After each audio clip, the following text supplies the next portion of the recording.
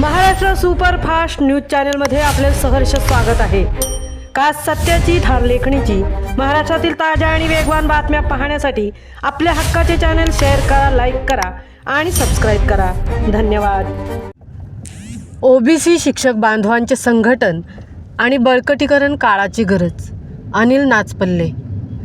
आजच्या विज्ञान युगामध्ये राष्ट्रीय ओबीसी शिक्षक महासंघाचे संघटन, बळकटीकरण आणि विचार पोहोचवण्याचा तसेच ओबीसी शिक्षकांना एकजुटीच्या धाग्यात बांधण्याचा संघर्षमय संकल्प आहे, असे प्रभावी मार्गदर्शन राष्ट्रीय ओबीसी बहुजन शिक्षक महासंघाचे महाराष्ट्र प्रदेशाध्यक्ष अनिल नाचपल्ले यांनी दिनदर्शिका वाटप कार्यक्रमात लातूर येथे बोलताना व्यक्त केले।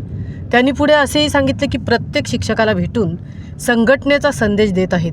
हा जिद्दीचा, बांधिलकीचा आणि नेतृत्वाचा आदर्श आहे। आज गरज आहे ती फक्त बोलण्याची नाही तर मैदानात उतरून काम करण्याची। जर संघटना वाढवायची असेल तर प्रत्येक कार्यकर्त्याने पुढाकार घेतला पाहिजे। महिला प्रदेशाध्यक्षा रेखाताई सुडे यांचा आदर्श घेऊन आपल्या भागात संघटन वाढवण्यासाठी ओबीसी शिक्षकांचा आवाज बुलंद करून संघटना मजबूत झाली तरच हक्काची लढाई जिंकता येईल।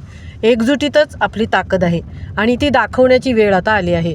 संघटन मजबूत, हक्क मजबूत, एकजूटच परिवर्तनाची सुरुवात, असेही अनिल नाचपल्ले यांनी सांगितले।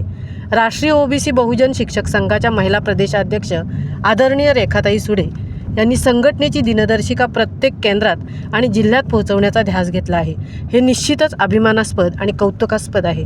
हा फक्त दिनदर्शिका वाटपाचा कार्यक्रम नाही तर ओबीसी बांधवांची एकजूट, संघटन वाढीसाठी प्रयत्न, शिक्षक एकजुटीचा ध्यास घेऊन राष्ट्रीय ओबीसी बहुजन शिक्षक संघ महाराष्ट्र राज्यात पुढे नेण्यासाठी सर्वांनी मिळून आत्मनिर्भर होऊया, असे भावनिक आवाहन अनिल नाचपल्ले यांनी व्यक्त केले।